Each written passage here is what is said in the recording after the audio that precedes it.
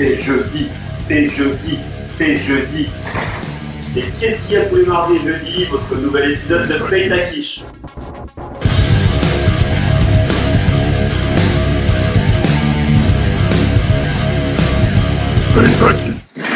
Salut Sébastien, bienvenue pour un nouvel épisode de Paye ta quiche. Aujourd'hui, on y va tranquille sur la quiche. C'est une quiche en douceur. On est sur un water start qui ne passe pas, un water start raté dans du vent léger. C'est parti!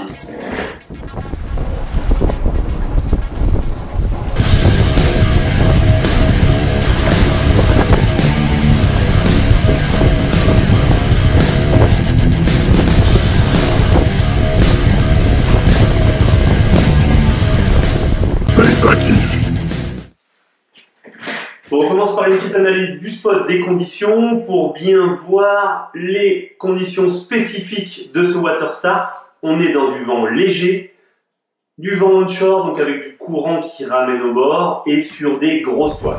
Effectivement, on voit que ça a l'air léger, des petites vagues, un vent onshore qui ramène vers la plage, des petites vagues qui gênent.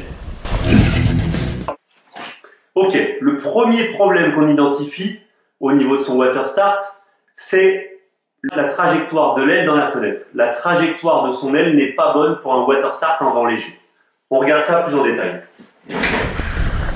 En effet, si on regarde ses mains sur la barre et la position de sa barre au départ, on voit qu'il part avec l'aile à midi, voire même avec l'aile déjà entre midi et 1h.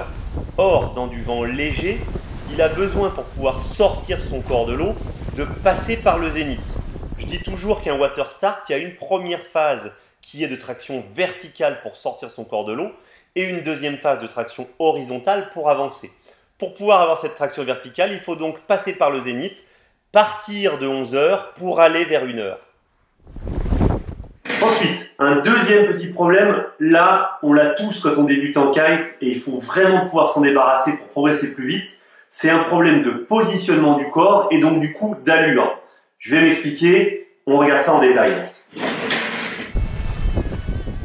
Donc effectivement, si on regarde sa position, on voit qu'il a le genou droit déjà ouvert vers le large. On vient de dire que le vent était onshore, il devrait être donc totalement de dos au large. On voit que là, il a déjà un petit angle parce qu'il ouvre le genou droit et l'épaule droite en direction du large. Il se retrouve donc dans une position d'upwind dès son départ. Qui dit upwind dit freiner, puisque si j'essaye de remonter au vent, je freine. Et donc, il se freine déjà sur son départ. L'erreur de positionnement du corps induit donc une erreur d'allure et au lieu de partir au large, il part en upwind et se freine. Enfin, le dernier problème qu'il rencontre sur son water start en vent léger, c'est le même problème pour tous les débutants. C'est un problème de relance, de mouvement de l'aile dans la fenêtre. Voilà, là c'est vraiment classique de chez classique. Donc là, effectivement, on voit que l'aile est lancée dans la demi-fenêtre avant. Il lance son aile aux alentours de 2 heures, mais il oublie de la remonter suffisamment vite. Il n'y a pas d'anticipation. Pour pouvoir garder de la vitesse, il faut remonter très vite son aile à midi pour pouvoir avoir de nouveau une traction verticale, puis relancer son aile de nouveau à 2 heures pour pouvoir réobtenir de la traction horizontale.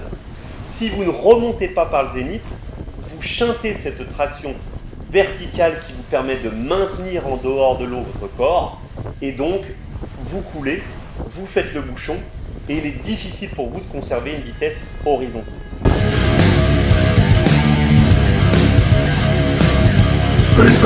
Voilà mes glissous, c'est la fin de cette vidéo. J'espère encore une fois qu'elle aura pu vous apporter des éléments de correction pour vos water start dans le vent léger. J'espère que vous avez appris des choses. J'espère que vous aimez ce type de vidéo. N'hésitez pas à me laisser un petit pouce bleu juste en dessous ou un commentaire. N'hésitez pas non plus à poser vos questions si jamais il y avait des questions. Je vous rappelle que vous pouvez m'envoyer vos propres vidéos à labprocenter@gmail.com ou sur votre compte YouTube en envoyant tout simplement l'adresse où récupérer votre quiche. Sur ce les glissous, rappelez-vous, life is a beach, on se prend pas la tête. Je vous dis bon vent, bonne glisse et à bientôt. Ciao.